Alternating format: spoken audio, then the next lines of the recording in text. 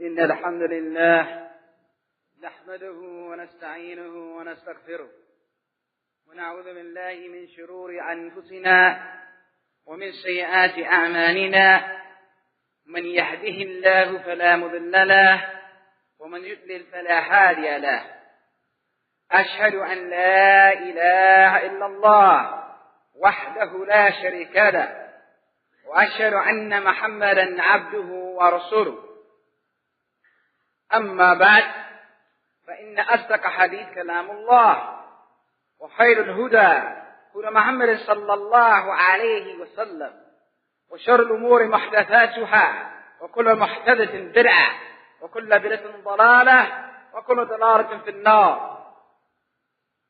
We speak today بإذن ta'ala about the matter in general of the Muslim keeping his tongue clean and his ears clean from talking or listening to that which displeases Allah tabaraka wa ta'ala, that which is termed as filthy or of low class or low character, or matters that concern the bedroom or sexual acts between individuals and the like.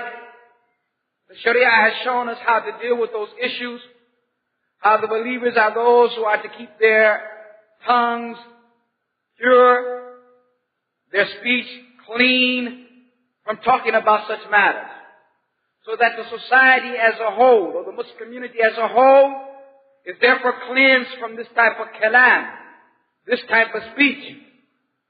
Why even Allah subhanahu wa ta'ala, when He speaks about the relation between the man and woman, He uses a method which is in the Arabic language called kinaya. It means that you speak about something that is of a private nature in an indirect way. So rather than say that they have relations, or they involve themselves in matters of a sexual nature, He says, you are a garment for them, and they are a garment for you.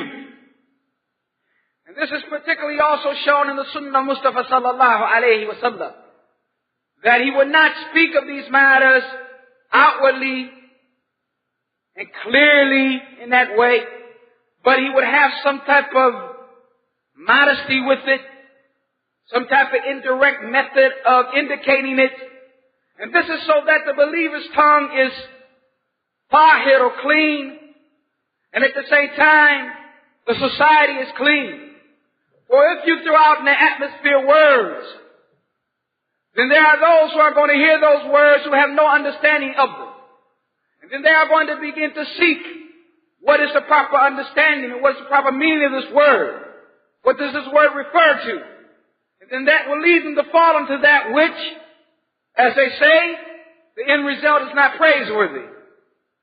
Or it will be another matter that will occur is that those who have long left that way and that manner and that mode of behavior, they will begin to hear it again and therefore think it again and therefore eventually act upon it again.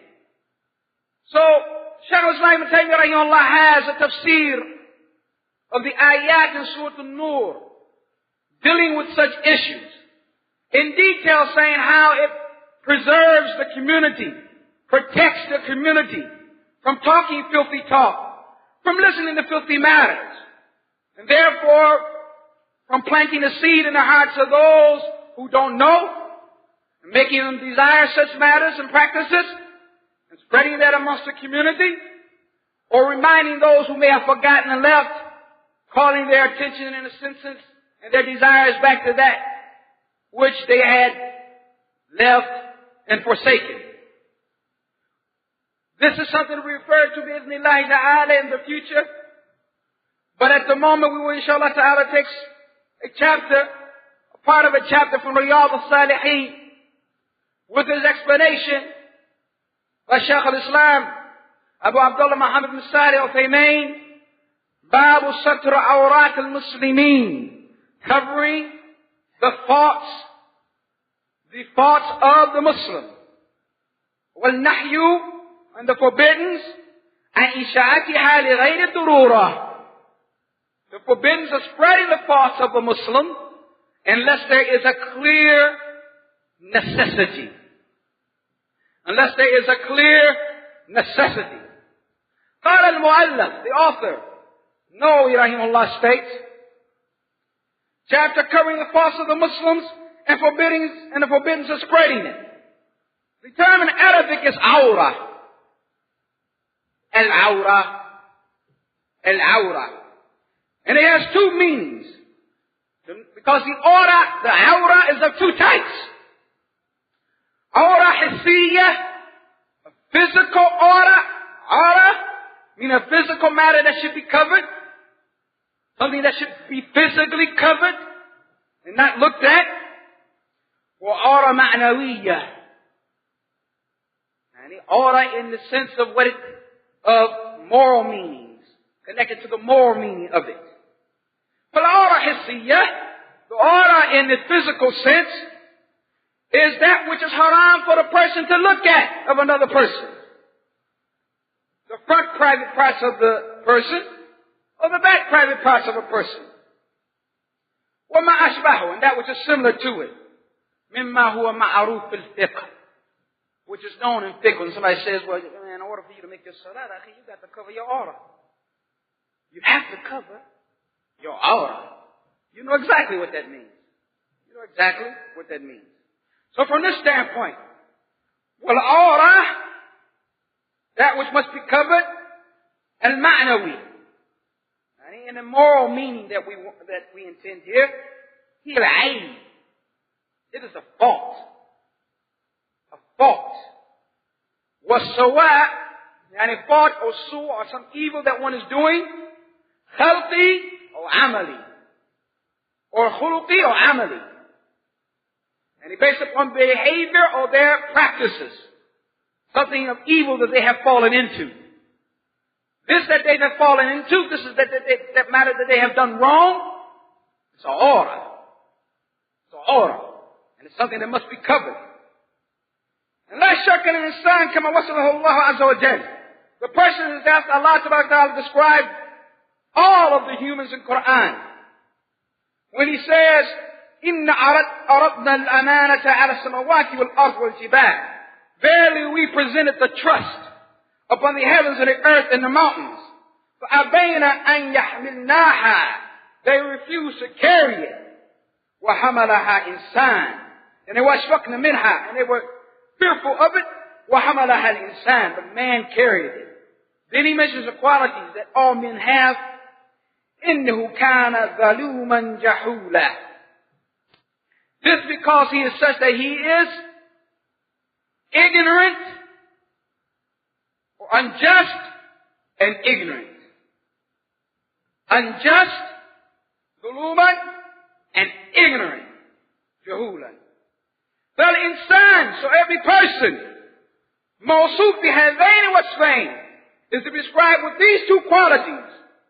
الظلم, injustice, والجهل, ignorance.